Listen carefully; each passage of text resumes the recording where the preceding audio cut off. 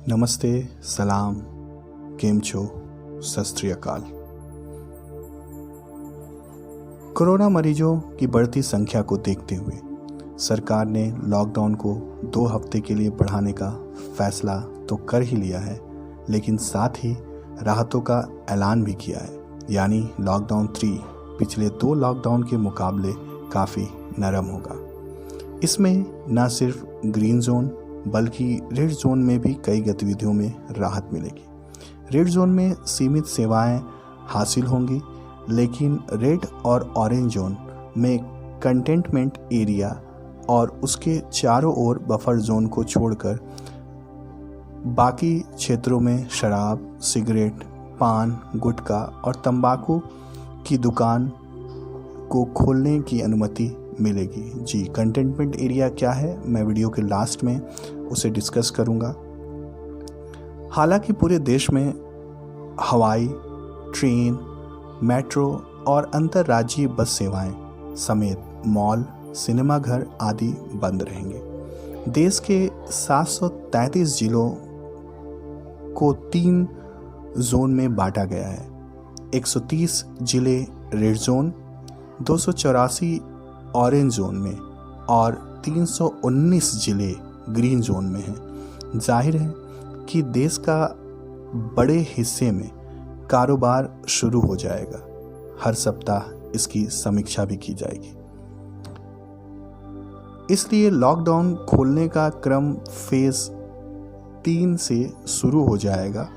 Lockdown 3 के दौरान पूरे देश में शाम 7 बजे से सुबह 7 बजे तक जरूरी सेवाओं को छोड़कर लोगों को बाहर निकलने की इजाज़त नहीं होगी।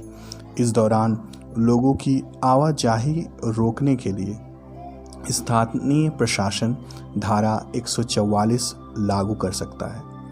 पूरे देश में 65 से अधिक उम्र के बुजुर्गों और 10 साल के कम उम्र के बच्चों के साथ ही गर्भवती महिलाओं और गंभीर बीमारियों से ग्रस्त मरीजों के घर से निकलने पर पाबंदी रहेगी। वे सिर्फ ज़रूरी काम से या फिर इलाज के लिए बाहर जा सकते हैं। लेकिन राहतों का पैकेज भी कम नहीं होगा। नए दिशा निर्देशों में रेड, ऑरेंज और ग्रीन जोन के लिए अलग अलग राहत का ऐलान किया गया है। इनमें शहरी और ग्रामीण इलाके में अलग अलग राहत दी गई है। अभी तक रेड जोन वाले ज़िले में किसी भी तरह की गतिविधियों की इजाज़त नहीं थी, लेकिन अब कंटेनमेंट एरिया, जी हाँ, कंटेनमेंट एरिया का डिस्कस मैं वीडियो के लास्ट में करूँगा, और उसके चारों ओर के बफर जोन को छोड़कर बाकी ज़िलों में कई गतिविधियों की अनुमति दी जाएगी। अब मैं आपसे बात करूंगा कि लॉकडाउन 3 में, जो कि सभी जोन में यानी रेड, ऑरेंज और ग्रीन सभी जोन में ये सारी सुविधाएं बंद रहेंगी। उनमें हवाई, रेल, मेट्रो और सड़क मार्ग से अंतर्राज्यीय आवागमन, स्कूल, कॉलेज, कोचिंग और ट्रेनिंग सेंटर, होटल, बार और रेस्तरां, भीड़ एकत्र होने वाले मॉल, सिनेमाघर, हॉल और जिम, आम लोगों के लिए मंदिर, मस्जिद, चर्च समेत सभी पूजा स्थल, धार्मिक, राजनीतिक, सांस्कृतिक, सामाजिक और खेलकूद से जुड़े जमावड़ों पर भी रोक जारी रहेगी। शाम 7 बजे से सुबह 7 बजे तक बिना गैर जरूरी काम के बाहर निकलने पर पाबंदी होगी। 10 साल से छोटे बच्चों, 65 से ज़्यादा उम्र के व्यक्ति और गर्भवती महिलाओं के बिना ज़रूरी काम के बाहर पर रोक रहेगी। ये नियम 4 मई से प्रभावी होगा। हालांकि इस बार देश में सीमित संख्या में गतिविधियां प्रतिबंधित रहेंगी। कोविड-19 से लड़ाई के लिए गृह मंत्रालय ने आपदा प्रबंधन अधिनियम 2005 के तहत आदेश जारी किए हैं। इसके साथ ही गृह मंत्रालय ने नई गाइडलाइन जारी की है। आइए विस्तार से जानते हैं कि इस अवधि के दौरान किन किन गतिविधियों को छूट मिलेगी और क्या है दिशा निर्देश। रेड जोन में दी गई अनुमतियों के साथ साथ टैक्सी और कैब संचालन, इसे केवल एक ड्राइवर और एक यात्री के साथ अनुमति दी जाएगी। कुछ सेवाओं के लिए एक से अधिक जिलों में जाने की अनुमति। 4 पहिया वाहनों में अधिकतम 2 यात्री होंगे। इसके अलावा 2 पहिया वाहनों पर 2 लोगों को यात्रा की अनुमति। ग्रीन जोन में इन्हें अनुमति दी जाएगी। किन लोगों को, आइए देखते हैं। राष्ट्रीय स्तर पर लागू प्रतिबंधों को छोड़कर किसी भी प्रकार पर प्रतिबंध नहीं होगा। बसों को 50% सवारी क्षमता के साथ चलाने की अनुमति और 50% क्षमता के साथ बस डिपो संचालन की अनुमति। रेड जोन में इन सभी को अनुमति दी जाएगी। क्या है? 4 पहिया वाहनों में अधिकतम 2 व्यक्तियों, ड्राइवर के अलावा 2 व्यक्ति, अधिकतम 4 पहिया वाहनों के साथ व्यक्तियों और वाहनों की आवाजाही की अनुमति। और 2 पहिया वाहनों जैसे बाइक, स्कूटी के मामले में सिर्फ चालकों को अनुमति दी गई है। शहरी क्षेत्रों में औद्योगिक प्रतिष्ठान, विशेष आर्थिक क्षेत्र, निर्यातोन्मुख इकाइयाँ, औद्योगिक संपदा और औद्योगिक टाउनशिप की अनुमति दी गई है। दवाओं, चिकित्सा उपकरणों, उनके कच्चे माल और मध्यवर्ती सहित आवश्यक वस्तुओं की विनिर्माण इकाइयाँ, उत्पादन इकाइयाँ जिन्हें निरंतर प्रक्रिया और आपूर्ति श्रृंखला की आवश्यकता होती है। सूचना प्रौद्योगिकी से जुड़े हार्डवेयर का निर्माण, जूट उद्योग और पैकेजिंग सामग्री की निर्माण इकाइयाँ। शहरी क्षेत्रों में निर्माण गतिविधियों की अनुमति उन परियोजनाओं को जहां श्रमिक साइट पर उपलब्ध हैं और किसी भी श्रमिक को बाहर से लाने की आवश्यकता नहीं है। और अक्षय ऊर्जा परियोजना का निर्माण, मनरेगा कार्यों, खाद्य प्रसंस्करण इकाइयाँ और ईंट भट्टों सहित ग्रामीण क्षेत्रों में सभी औद्योगिक और निर्माण गतिविधियाँ। सभी कृषि गतिविधियों, कृषि आपूर्ति श्रृंखला में बुआई, कटाई, खरीद और विपणन संचालन की अनुमति है। मत्स्य पालन और पशुपालन गतिविधियों को पूरी तरह से की अनुमति है। शहरी क्षेत्रों में गैर जरूरी सामानों की दुकानों को मॉल, बाजार और परिसर में अनुमति नहीं है। सभी स्वास्थ्य सेवाओं, आयुष सहित को केयर एम्बुलेंस के माध्यम से चिकित्सा कर्मियों और रोगियों के परिवहन के साथ कार्य करना है। बैंक, गैर बैंकिंग वित्त कंपनियां, बीमा और पूंजी बाजार की गतिविधियां और क्रेडिट को आप सोसाइटी को अनुमति। आंगनबाड़ियों का संचालन, बिजली, पानी, स्वच्छता, अपशिष्ट प्रबंधन, दूरसंचार और इंटरनेट सुविधाएं।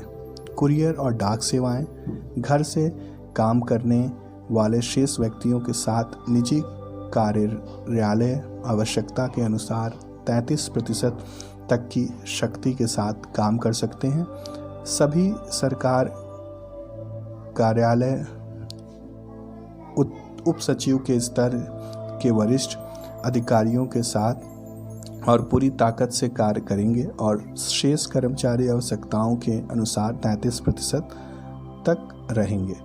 प्रिंट और इलेक्ट्रॉनिक मीडिया, आईटी और आईटी से जुड़ी सेवाएं, डेटा और कॉल सेंटर, कोल्ड स्टोरेज और वेयर हाउसिंग सेवाएं, निजी सुरक्षा और सुविधा प्रबंधन सेवाएं और स्वनियोजित व्यक्तियों द्वारा प्रदान की जाने वाली सेवाएं। अब मैं आपको ये जानकारी देना चाहता हूँ कि कार्यस्थल यानी जहाँ पे काम होंगे उनमें किन किन चीज़ों का दिशा निर्देश दिया गया है। सभी कार्य स्थानों पर चेहरे को कवर करना अनिवार्य है और इसके लिए पर्याप्त स्टॉक उपलब्ध कराया जाएगा। दूसरा, कार्य स्थानों से प्रभारी सभी व्यक्ति स्वास्थ्य और परिवार कल्याण मंत्रालय द्वारा जारी किए गए दिशा निर्देशों के अनुसार कार्यस्थलों और परिवहन दोनों में शारीरिक दूरी सुनिश्चित करेंगे। थर्मल स्क्रीनिंग, हैंड वॉश और सैनिटाइजर सभी प्रवेश और निकास स्थलों पर हो। इट मीन्स प्रवेश और निकास स्थलों पर सैनिटाइज़र और हैंड वॉश मौजूद होगा। कार्यस्थलों पर शारीरिक दूरी और कर्मचारियों के दोपहर के भोजन आदि के मध्य पर्याप्त अंतराल सुनिश्चित करेंगे। संपूर्ण कार्यस्थल आम सुविधाओं और मानव संपर्क में आने वाले स्थानों को सैनिटाइज किया जाएगा।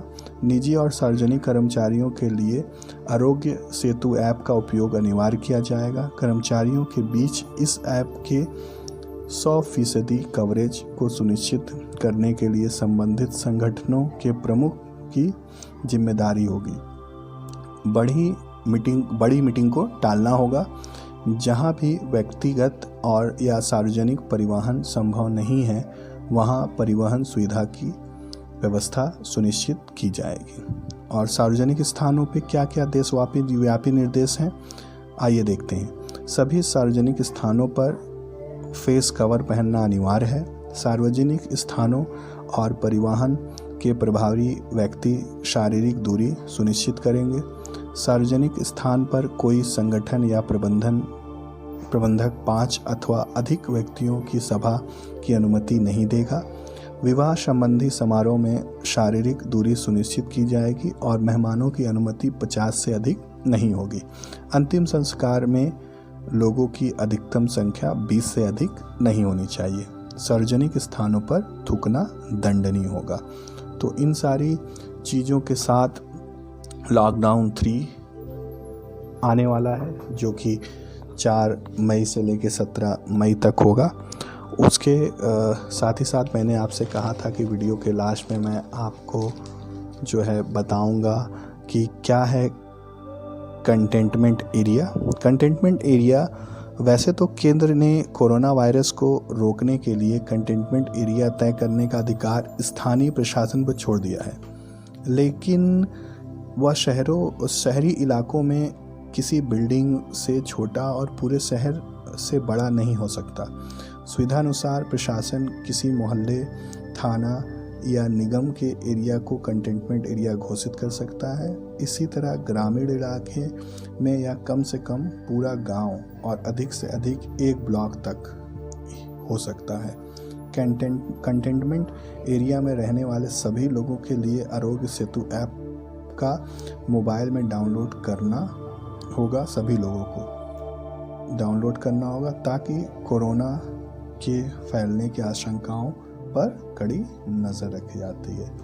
तो जैसा कि आप देख रहे हैं, दिन प्रतिदिन कोरोना वायरस के पॉजिटिव केस मिलते जा रहे हैं। तो सरकार ने 2 हफ्ते का लॉकडाउन और बढ़ा दिया है। तो हमें इसकी गंभीरता को समझना होगा और फिज़िकल डिस्टेंस को मेंटेन करना होगा, क्योंकि